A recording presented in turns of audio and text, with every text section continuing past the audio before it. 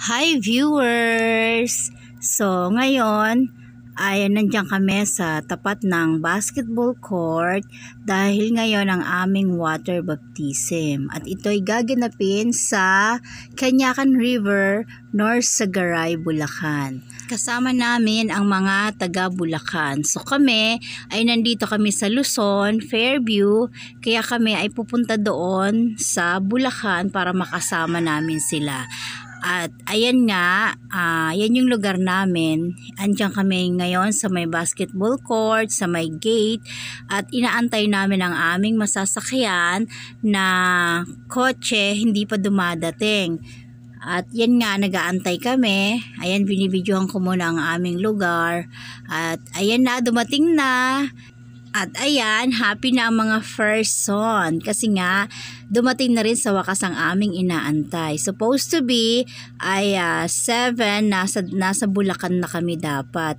Natagalan yung aming sasakyan kasi may inasikaso pa doon si Boyet na isa din sa kasama namin sa simbahan. So maraming salamat kay Boyet at sa kanyang misis na si Ludi.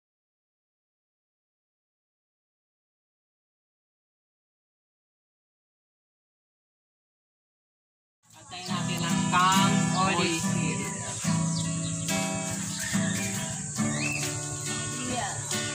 Come Holy Spirit, I need you. Come Holy Spirit, I pray. Come Holy Spirit, I pray now.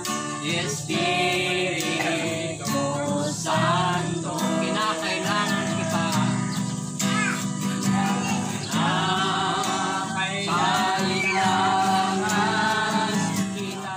Brother Boy, himno lang natin yung kanta. Yes, Lord. Yes, hallelujah. Sapagkat hindi kami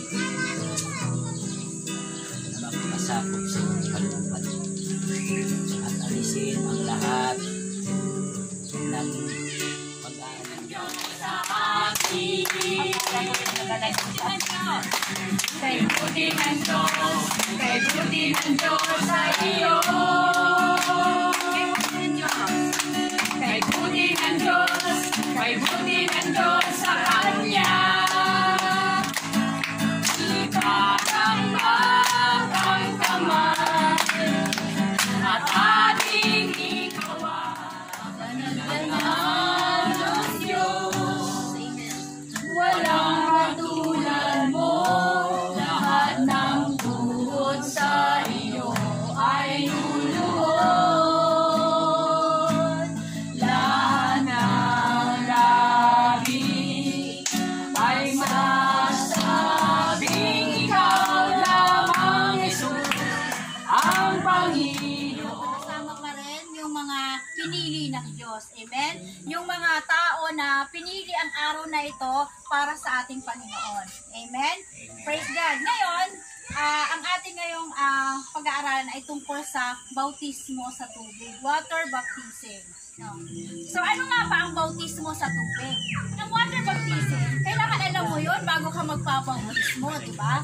Ngayon, ang bautismo sa tubig ay ang pagkilos at pagsunod pagkatapos mong ilagay ang iyong pagtitiwala sa Panginoong Jesus. Amen? So, water baptism is to immerse or to dip. Yung nilulubog kayo, di ba? Immerse, nilulubog kayo ganon, di ba? Is to dip. Oo. Inilulubog sa tubig. Ang bautismo sa tubig ay ang kahulugan neto na ito ay kumakatawan sa kapatawaran at paglilinis mula sa kasalanan. Kapag tayo daw ay nagpabautismo sa tubig, ang ibig sabihin, sinusunod daw natin ang utos ng ating Panginoon Jesus. Totoo ba yun? Totoo yan. So, ang bautismo pala ay it is a command.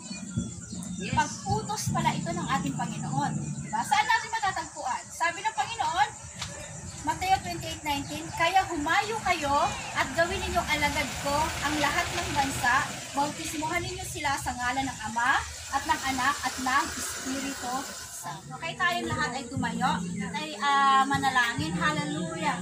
Glory, glorify your name, O God. Hallelujah. Purihin ka, Panginoon, sa kabutihan mo, Panginoon. Purihin ka, Panginoon, sa iyong kadakilaan. Tunay nga, Panginoon, na ikaw ang Diyos ng mga Diyos at Hari ng mga Hari. Lord, ikaw ang aming Diyos na sinasamba sa Espiritu at katotohanan. At ikaw, Panginoon, ang aming pinaglilingkuran ng may buong katapatan. Lord, kami po, Panginoon, ay magdadaos ngayon ng water baptism. Gabayan mo kami, Panginoon. Pangunahan mo, Panginoon, bawat hakbang na aming gagawin, Panginoon. At dalangin namin na ang gagawin namin na ito, Panginoon, maging kalugod-lugod, Panginoon, sa iyong harapan. Kami, Panginoon, ay humihingi ng tawad, Panginoon, kung meron man kami pagkakasala sa iyo, Panginoon, sa oras na ito. Ikaw ang all-knowing God. Ikaw, Panginoon, nakakaalam ng aming mga puso, ng aming isipan, ng aming mga motibo, Panginoon. Lord, kung alin man dito, Panginoon, sa lahat ng aspeto ng aming buhay, ay kami ay nagkulang at nagkasala sa iyo. Hinihingi namin, Panginoon, ang kapatawaran, Panginoon, sa oras na ito, upang maging karapat-dapat, Panginoon, sa iyong paningin, Panginoon, gagawin namin water baptism na ito, Panginoon.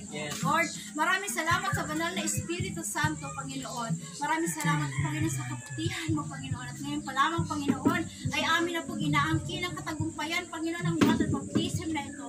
Ito ay para sa iyo, Panginoon, para sa kaluwalhatian mo, Panginoon. At kami sumusunod lamang, Panginoon, sa iyong command, sa iyong utos mo, Panginoon. Kaya maraming salamat, Ama. Ito ang aming dalangin, Panginoon, sa iyo, nang may papurit pasasalamat sa pangalan ni Jesus. Amen. Amen. Simbolo ng kalapati ang Holy Spirit, tapos nagsalita yung Ama, tapos Jesus naman ang natin. Kaya mag-close prayer na tayo para magpunta na tayo sa ating tapuhang